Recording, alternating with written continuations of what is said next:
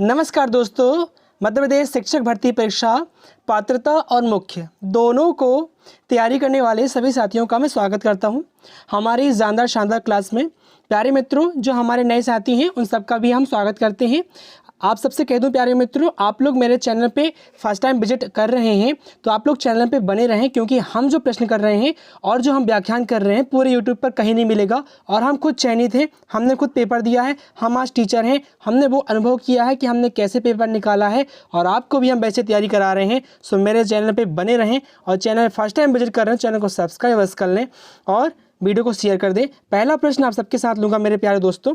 जब हम पहले प्रश्न की बात करते हैं, ध्यान से पढ़ना है प्रश्न को। चलिए, पियाजे और वाइगोत्स्की के सिद्धांतों में प्रमुख समानता है। जब हम बात करते हैं पियाजे की और हमारे प्यारे वाइगोत्स्की साहब की, तो आप सबको पता है, मैंने बहुत बार आप सबको बताया है, हमारी क्लास पर इस पर हमने बहुत बार चर्चा करे हैं कि पियाजे साहब ने कौन सा सिद्धांत दिया है और वाइगोत्स्की साहब ने कौन सा सिद्धांत दिया है, उस पर हम फिर से चर्चा कर लेंगे। पहला प्रश्न लूंगा आपके साथ में, बच्चों की समझ की शिक्षा में संलग्नता और जुड़ाव, संज्ञानात्मक प्रक्रियाओं में संस्कृति की भूमिका, भाषा और विचार के बीच संबंधों के बारे में उनके चिंतन और बच्चों के विकास में चरण जैसी प्रगति पर ध्यान। इस प्रश्न के जब हम उत्तर की ओर जब चलते हैं तो एक एक करके सारी चीज़ें पढ़ना। सबसे पहले आप समझ जाओ कि पियाजे साहब ने कौन सा सिद्धांत दिया। जब हम बात करते हैं पियाजे साहब की, तो इन्होंने जो सिद्धांत दिया वो है संज्ञानात्मक विकास का सिद्धांत। संज्ञानात्मक विकास का सिद्धांत किसका है आप बताएंगे? पियाजे साहब का है। क्लियर है? इन्होंने जो चरण बताए हैं वो चरण आप लोग नोट करेंगे मेरे साथ में। सबसे पहला चरण इन्होंने बताया है संवेदी प्रेरक अवस्था, नोट करेंगे दोस्तों, संवेदी प्रेरक अवस्था। दूसरी अवस्था बताई इन्होंने पूर्व क्रियात्मक अवस्था, पूर्व क्रिया, जो बोल रहा हूँ वो लिखना भी है, पूर्व क्रियात्मक अवस्था। तीसरी अवस्था बताई इन्होंने मूर्त क्रियात्मक अवस्था और चौथी अवस्था बताई इन्होंने औपचारिक क्रियात्मक अवस्था। इनकी एज भी याद रखेंगे आप लोग, एज सुनिएगा मेरे साथ, आप लोग एज भी लिखना है आपको। संवेदी प्रेरक अवस्था की एज ध्यान रखिएगा, जन्म से 2 वर्ष तक, जन्म से 2 वर्ष तक होता है। पूर्व क्रियात्मक अवस्था की आप लोग नोट करेंगे 2 वर्ष से 7 वर्ष तक होता है। मूर्त क्रियात्मक अवस्था की होती है 7 वर्ष से लेकर 11 वर्ष तक और औपचारिक क्रियात्मक अवस्था होती है 11 वर्ष से लेकर 15 साल तक। नोट कर लिए, स्क्रीनशॉट ले लेना। अच्छा, ये पूरा यदि आपको मिक्सअप लग रहा है तो जो बोल रहा हूँ उसको एक एक करके स्लो करके लिख लेना, ठीक है? चलिए, तो ये हो गई। इसके बाद समझना कौन सी अवस्था। इसके बाद वाइगोत्स्की साहब ने जो सिद्धांत दिया, इन्होंने दिया सामाजिक अधिगम का सिद्धांत। सामाजिक अधिगम का सिद्धांत ये कहते हैं कि बच्चा जो सीखता है वो समाज के संपर्क में सीखता है। पियाजे साहब का कहना है कि बच्चा जो सीखता है वो संज्ञानात्मक विकास के साथ सीखता है। क्लियर है? अच्छा, तो एक चीज़ और याद रखना, वाइगोत्स्की साहब ने 2 टर्म दिए हैं, एक जेडपीडी और एक इसके फोल्डिंग। क्या प्यारे मित्रों? इसके फोल्डिंग, दोनों पर मैंने चर्चा की हुई है प्रीवियस वीडियो में। लिंक जो है यहाँ पर आई बटन दिख रहा है ना, यहाँ पर आप लोग लिंक पड़ी हुई है, जाके देख सकते हैं। तो इस प्रश्न के जब उत्तर की बात करते हैं तो इस प्रश्न का उत्तर आप लोग नोट करेंगे, पियाजे और वाइगोत्स्की के सिद्धांतों में एक प्रमुख समानता है, बच्चों की स्वयं की शिक्षा में संलग्नता और जुड़ाव। बिल्कुल सही है, पहला ही ऑप्शन आपका उत्तर हो जाएगा प्यारे मित्रों। संज्ञानात्मक प्रक्रियाएं, ये सिर्फ और सिर्फ किसकी बात करता है? पियाजे साहब की है संज्ञानात्मक वाला। भाषा और विचार वाला सिर्फ और सिर्फ वाइगोत्स्की की बात करता है। बच्चों के विकास में चरण जैसी प्रगति पर ध्यान, ये अलग मैटर है। यहाँ पर आप ध्यान रखना, बच्चों की स्वयं की शिक्षा में संलग्नता और जुड़ाव, याद रखिएगा पियाजे और वाइगोत्स्की के सिद्धांत की समानता है। क्लियर हो गया दोस्तों? लाइक कर देना, शेयर कर देना। सेकंड क्वेश्चन लूंगा आपके साथ में, देखना ध्यान से प्यारे मित्रों, ऐसे प्रश्न आपके एग्जाम में जरूर फंसेंगे। कथन और कार्यवाही वाला प्रश्न बना हुआ है, देखिए कथन देखना, ध्यान से पढ़ना है। शिक्षकों को शिक्षार्थियों के बीच व्यक्तिगत विभिन्नताओं का सम्मान करना चाहिए। बिल्कुल सही है। आप क्या करें कि बच्चे जो होते हैं, हर स्तर के बच्चे होते हैं, आप उनकी विभिन्नताओं का सम्मान करें और सभी शिक्षार्थियों की आवश्यकताओं के अनुसार अपने शिक्षण का समायोजित करना चाहिए। अब मैं यहाँ पर एक बहुत प्यारा टर्म बताऊंगा, वो टर्म को अच्छे से समझना आप लोग। कारण, शिक्षकों को विविध पृष्ठभूमि के शिक्षार्थियों को पढ़ाते समय उनके बीच सहयोग, समूह कार्य और बातचीत से बचना चाहिए। बिल्कुल नहीं प्यारे मित्रों, बचना चाहिए। क्यों नहीं करोगे आप लोग? अब देखिए जरा, सही विकल्प चुनना है। ए सही है लेकिन आर गलत है। ए सही तो लग रहा है, आर गलत लग रहा है। दूसरा ऑप्शन लूंगा, ए और आर दोनों गलत है। नहीं, ए और आर दोनों सही हैं और ए की आर सही व्याख्या करता है। बिल्कुल नहीं, ए और आर दोनों सही हैं लेकिन ए की आर सही व्याख्या नहीं करता, ये भी गलत है। आप लोग अपने उत्तर बताएंगे मेरे साथ में। आप खुद ब खुद इस प्रश्न का उत्तर निकाल पा रहे होंगे। जब हम बात करते हैं प्यारे मित्रों, नोट करना आप लोग मेरे साथ में, समावेशी शिक्षा की, समावेशी शिक्षा, that is called in English inclusive education. मेरे साथ बहुत सारे फ्रेंड जो कि इंग्लिश मीडियम वाले होंगे वो भी नोट करते जाना। इंक्लूसिव एजुकेशन की जब हम बात करते हैं तो समावेशी शिक्षा प्यारे मित्रों सभी बच्चों को उनकी किसी भी प्रकार की स्थिति को ध्यान दिए बिना, चाहे वो सामाजिक हो, चाहे धार्मिक हो, चाहे जातिगत हो, या शारीरिक हो या मानसिक हो, किसी भी प्रकार से आप भेदभाव नहीं करेंगे दोस्तों अपने बच्चों के साथ में, और सबको समान रूप से आप क्या करेंगे, शिक्षा की मुख्य धारा में जोड़कर टीचिंग कराएंगे, सिखाएंगे बच्चों को। इसी को कहते हैं समावेशी शिक्षा, इंक्लूसिव एजुकेशन।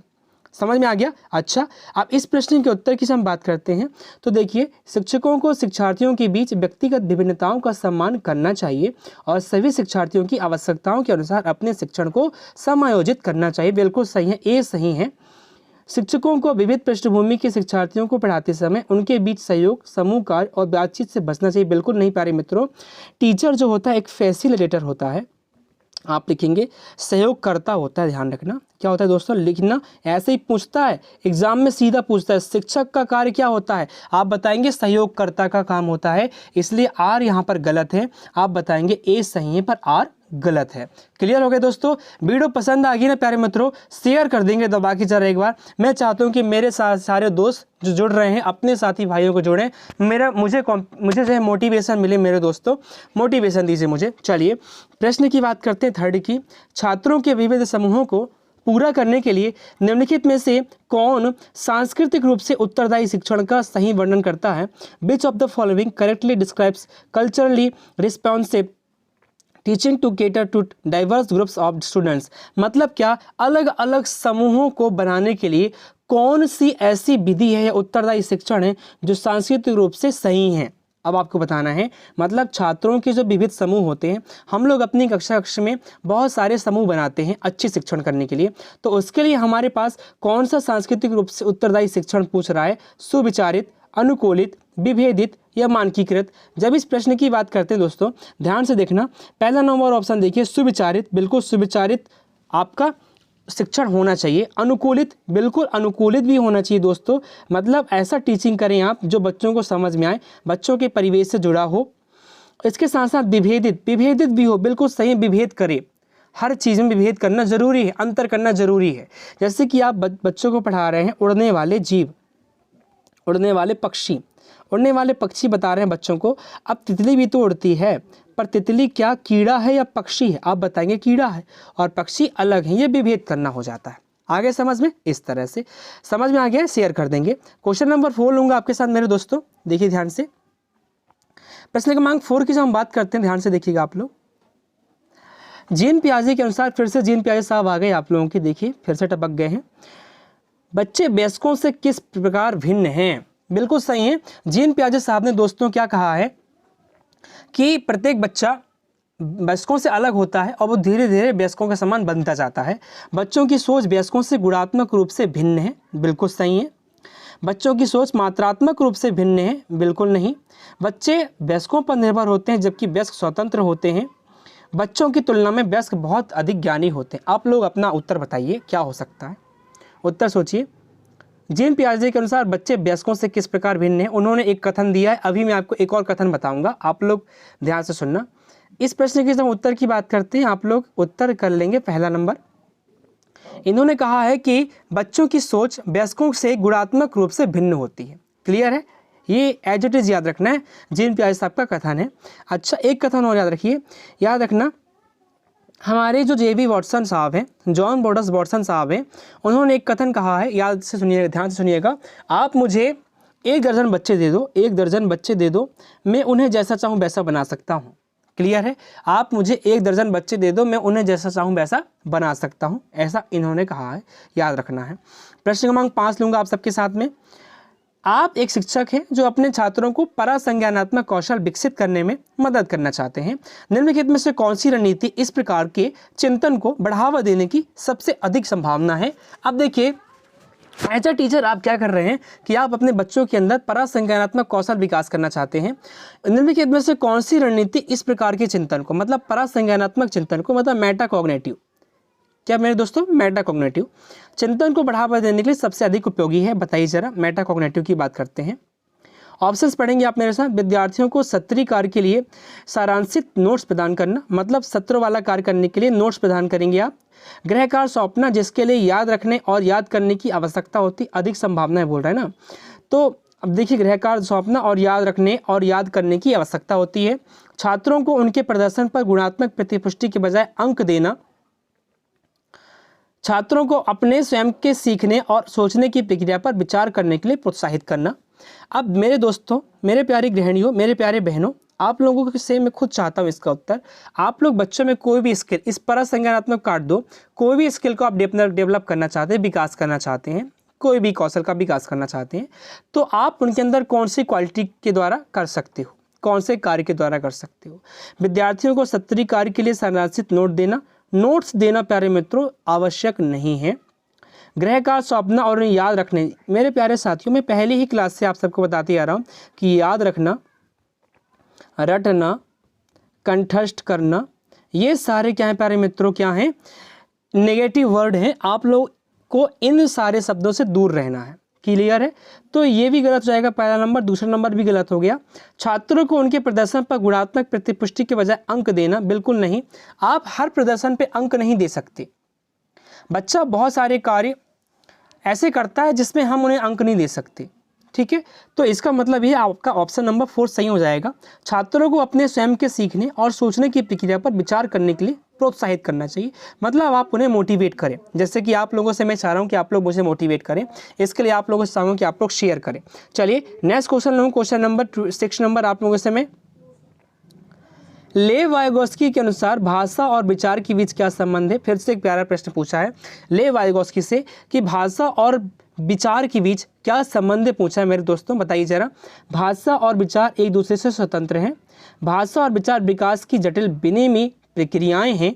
भाषा विचार को आकार नहीं देती है, विचार भाषा को आकार देते हैं। अब मैं आपको एक टर्म सिखा रहा हूँ, सीखना आप लोग। नोम चॉम्स्की का नाम सुना होगा आपने, नोम चॉम्स्की। मेरे प्यारे साथियों, नोम चॉम्स्की साहब ने एक टर्म दिया था जिसका नाम था लैड। लिख लेना, ये प्रश्न पूछेगा लैड, लैंग्वेज एक्विजिशन डिवाइस, जिसे आप कहते हैं भाषा अधिग्रहण यंत्र कहा जाता है।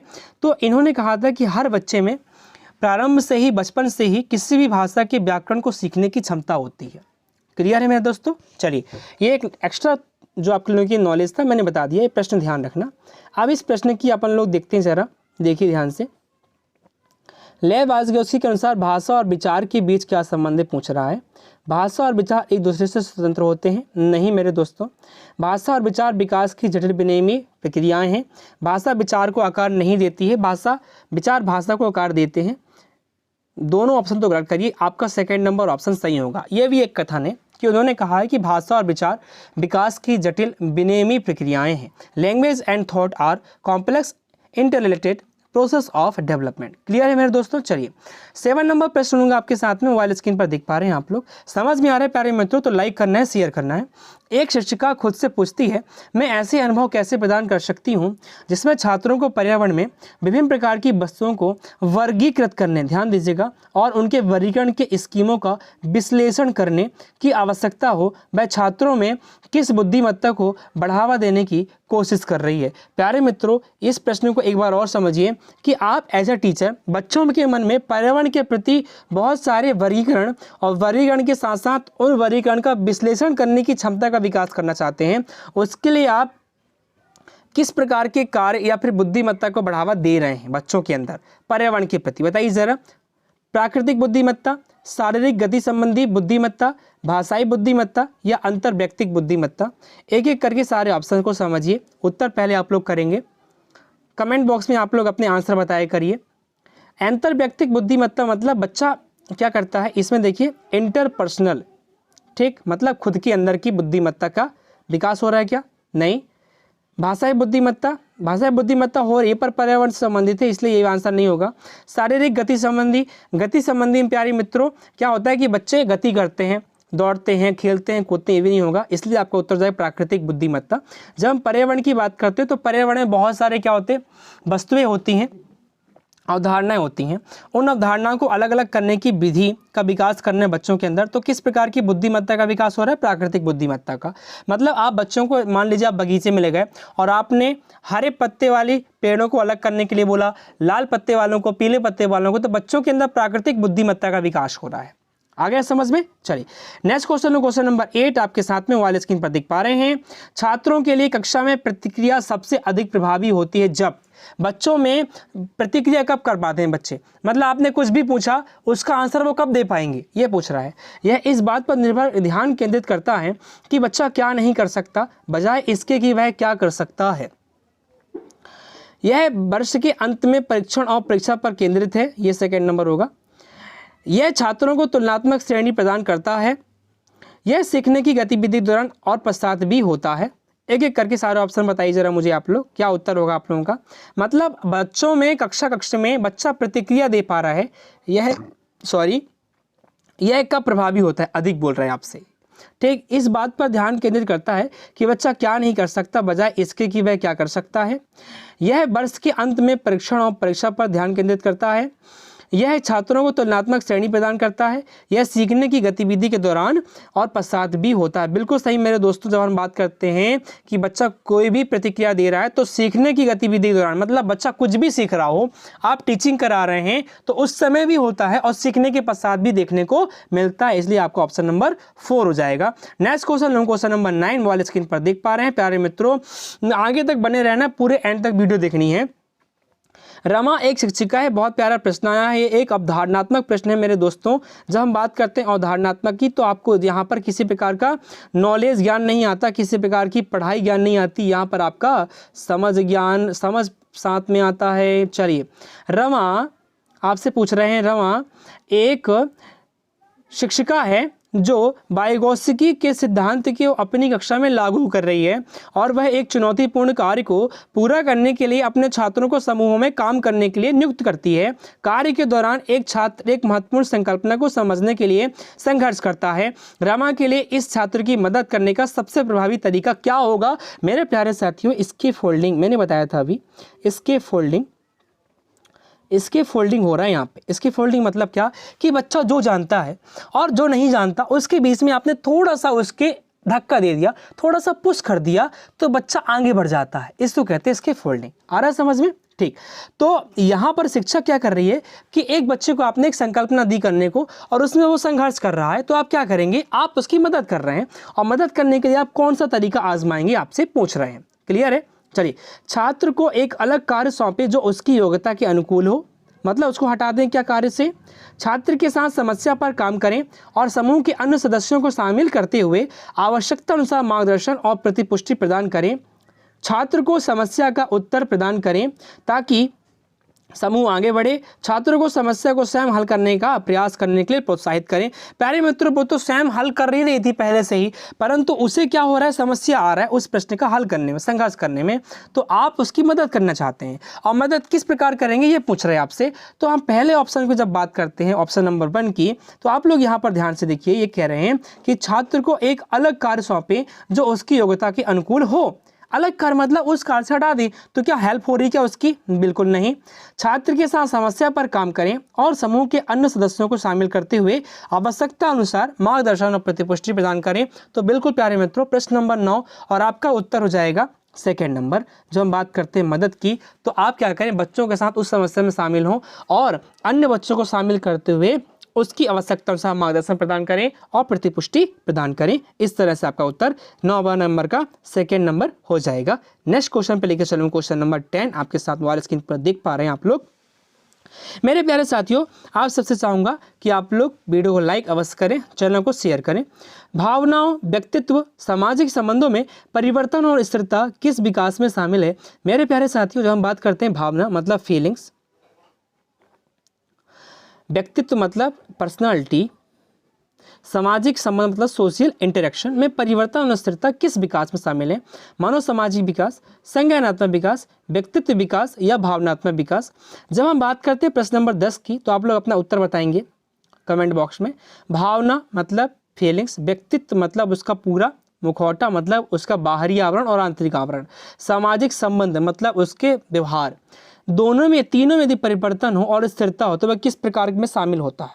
Psychological development, cognitive development, personality development, emotional development. प्यारे मित्रों, सिर्फ यदि भावनात्मक विकास की बात करता, भावनात्मक परिवर्तन की बात करता तो भावनात्मक विकास आ जाता, पर यहाँ पर तीन चीज़ें हैं। व्यक्तित्व की बात करता तो व्यक्तित्व आ जाता, संज्ञानात्मक मतलब ज्ञान की बात करता तो संज्ञानात्मक आ जाता, पर यहाँ बात करता है भावनात्मक, व्यक्तित्व और सामाजिक। तो ये तीनों जो है तो ना प्यारे मित्रों, ये तीनों टर्म होते हैं आपके सामाजिक विकास में, मनोसामाजिक विकास में। प्यारे मित्रों, तीनों टर्म आप लोग नोट करेंगे मनोसामाजिक विकास में। समझ में आ गया है, मगज में आ गया है तो लाइक कर देंगे, चैनल को सब्सक्राइब कर देंगे और शेयर कर देंगे। नेक्स्ट क्वेश्चन पे लूंगा प्यारे मित्रों, क्वेश्चन नंबर 11 आप लोग देख पा रहे हैं ऑल स्क्रीन पर। रचनावादी शिक्षण विद्यार्थियों को डैश अधिगम की ओर ले जाता है। प्यारे मित्रों, जब हम बात करते हैं कंस्ट्रक्टिविस्ट मतलब संरचनावादी या इसी को आप लोग कहते हैं रचनावादी, मतलब ये सिद्धांत आपको विद्यार्थियों को किस ओर लेके जाता है बताइएगा मेरे साथ आप लोग। इसे आप लोग प्यारे मित्रों रचनावादी को हम लोग जो कहते हैं, आप लोग समझना इस चीज़ को। जब हम बात करते हैं क्वेश्चन नंबर 11 की तो ऑप्शन देखेंगे यंत्रवत, ग्रहणशीलता, खोज आधारित, अर्थहीन। संरचनावादी या रचनावादी की बात करते हैं प्यारे मित्रों, तो ये एक ऐसा विचार है या टीचिंग का आइडिया है जो कि बच्चों में प्यारे मित्रों अन्वेषण की बात करता है। अन्वेषण मतलब खोज की बात करता है, मतलब बच्चा डिस्कवरी करे, एक्सप्लोर करे, इसलिए आपका उत्तर जाएगा खोज आधारित। प्यारे मित्रों क्या हो जाएगा? खोज आधारित। बच्चा खोज डिस्कवरी करता है रचनावादी उपागम में, याद रखेंगे। चलिए क्वेश्चन नंबर 12 लूँगा आपके साथ मेरे प्यारे दोस्तों। मोबाइल पर देख पा रहे हैं आप लोग। प्रगतिशील शिक्षा में बच्चों को किस तरह देखा जाता है? ये प्रश्न मैंने पहले भी लिया है, ये बार बार पूछा जाता है। प्रगतिशील शिक्षा मतलब प्रोग्रेसिव एजुकेशन कहलाता है। क्वेश्चन नंबर 12 देख पा रहे हैं आप लोग। ज्ञानवर्धक और अर्थ की रचना करने वाले, कमजोर और सुरक्षा की जरूरत में, मासूम और मिश्रित, आज्ञाकारी और केवल ज्ञान का उपभोग करने में सक्षम। प्यारे मित्रों, इस प्रश्न का उत्तर आप लोग वाले स्क्रीन पर देखिए, जरा बताइए कमेंट बॉक्स में। प्रगतिशील शिक्षा की बात करता है एक ऐसी व्यवस्था जिसमें हर बच्चे को मौका दिया जाता है, हर बच्चे को अवसर दिया जाता है क्या करने का? अपने ज्ञान का निर्माण करने और ज्ञान को बढ़ाने और अर्थ की रचना करने का मौका दिया जाता है।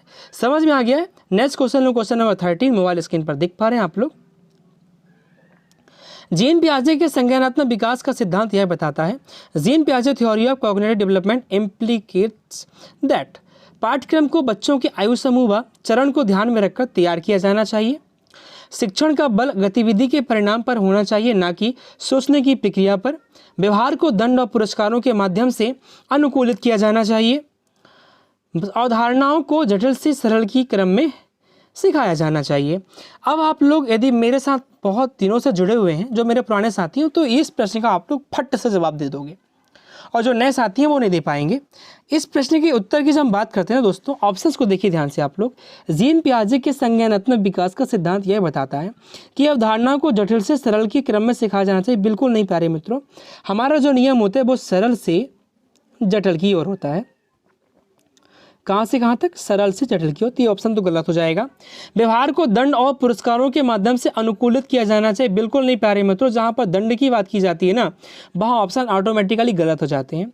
शिक्षण का बल गतिविधि के परिणाम पर होना चाहिए, ना कि सोचने की प्रक्रिया। बिल्कुल नहीं प्यारे मित्रों, मतलब क्या कि आप बच्चों को अवसर नहीं देंगे, क्या अपनी क्लास में बच्चों को अवसर नहीं देंगे, मतलब प्रगतिशील शिक्षा खत्म ही हो जाएगी। इसलिए इसका उत्तर आप लोग आँख मूंद से कर लेंगे।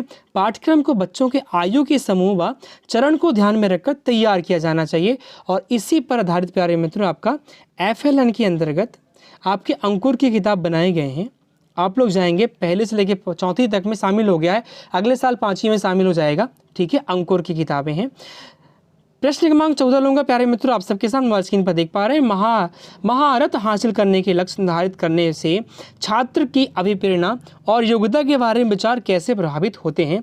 प्यारे मित्रों, महारत मतलब मास्टरी हासिल करना है, उसमें छात्रों को अभिप्रेरणा और योग्यता के बारे में विचार कैसे प्रभावित होते हैं? मतलब आप अपने बच्चों को मोटिवेट करते हैं, उनकी योग्यता को बारे में विचार करते हैं, तो कैसे प्रभावित करते हैं? मतलब बच्चों में महारत हासिल करना है तो आप बच्चों को मोटिवेट करते हैं, बच्चों की अभिप्रेरित करते हैं और उनकी योग्यता पर विचार करते हैं, तो ये कैसे प्रभावित करता है आपसे पूछ रहा है। ऑप्शन पढ़िए मेरे साथ आप लोग। यह अवसर योग्यता के स्थिर दृष्टिकोण में बढ़ी हुई बाहरी प्रेरणा और विश्वास को दर्शाता है। यह अक्सर योग्यता के वृद्धिशील दृष्टिकोण में बढ़ी हुई बाहरी प्रेरणा और विश्वास को दर्शाता है। यह अक्सर योग्यता के स्थिर दृष्टिकोण में बढ़ी हुई आंतरिक अभिप्रेरणा को दर्शाता है। यह अक्सर योग्यता के वृद्धिशील दृष्टिकोण में बढ़ी हुई आंतरिक अभिप्रेरणा और विश्वास को दर्शाता है। आप लोग बताएंगे। जब हम इस प्रश्न के ऑप्शन पे ध्यान देते हैं ना प्यारे मित्रों, तो यह अक्सर योग्यता के वृद्धिशील दृष्टिकोण, बिल्कुल सही है, योग्यता के वृद्धिशील दृष्टिकोण मतलब योग्यता बढ़ता रहता है और आंतरिक अभिप्रेरणा और विश्वास को दर्शाता है। आप लोग इसका आंसर ऑटोमेटिकली कर लेंगे। नेक्स्ट क्वेश्चन पे लेके चलूंगा मैं। क्वेश्चन नंबर 15 मोबाइल स्क्रीन पर देख पा रहे हैं आप लोग। अब फिर से कथन और कार्यवाही वाला प्रश्न आया है। आज मैं 15 प्रश्न फिर से लूंगा प्यारे मित्रों, बहुत सारा एक्सप्लेनेशन हो जाता है और आप लोगों को ऊपर से भी जाता होगा बहुत कुछ। तो चलिए 15 प्रश्न तक ही लेंगे आज हम। फिर से देखिए, अभी कथन देखेंगे। किशोरावस्था के दौरान जेंडर अपेक्षाओं के अनुरूप स्त्री तत्व या पुरुष तत्व की परंपराओं का पालन करने के लिए दबाव बढ़ता है। एक तो आपके लिए जेंडर वाला प्रश्न बनेगा ही बनेगा। जेंडर और जेंडर भूमिकाएं जैविक रूप से निर्धारित की जाती हैं। प्यारे मित्रों, जब हम बात करते हैं लिंग निर्धारण की, तो लिंग निर्धारण क्रिया से संबंधित प्रश्न पूछा है। ध्यान से पढ़िए एक बार प्रश्न को फिर से। किशोरावस्था के दौरान जेंडर अपेक्षाओं के अनुरूप स्त्री तत्व और पुरुष तत्व की परंपराओं का पालन करने के लिए दबाव बढ़ जाता है। बिल्कुल सही। किशोरावस्था में जेंडर और जेंडर भूमिकाएं जैविक रूप से निर्धारित की जाती हैं। सही विकल्प चुनिए। ए सही है लेकिन आर गलत है। ए और आर दोनों गलत हैं। ए और आर दोनों सही हैं और ए आर की सही व्याख्या करता है। ए और आर दोनों सही है लेकिन आर सही व्याख्या ए की आर सही व्याख्या नहीं करता। आपसे पूछ रहा है। ऑप्शंस पे ध्यान दीजिए। ध्यान से देखिए, ए जो है ना पूरी तरह से प्यारे मित्रों सही है, पर यहाँ पर जो जेंडर वाला है ना ये गलत है। जेंडर की जो भूमिका होती है समाज निर्धारित करता है। जेंडर और जेंडर भूमिका जैविक रूप से निर्धारित नहीं होती प्यारे मित्रों, ध्यान देना, समाज निर्धारित करता है। क्लियर है। चलिए, तो ये थी आज की सुपर 15 प्रश्नों की क्लास। प्यारे मित्रों, समझ में आ गया होगा तो एक बार शेयर अवश्य कर देंगे मेरे प्यारे दोस्तों। सब्सक्राइब अवश्य कर देना, कमेंट करना कि आपको मेरी ये प्रयास कैसा लग रहा है। मिलता हूँ नेक्स्ट वीडियो में। Thank you so much.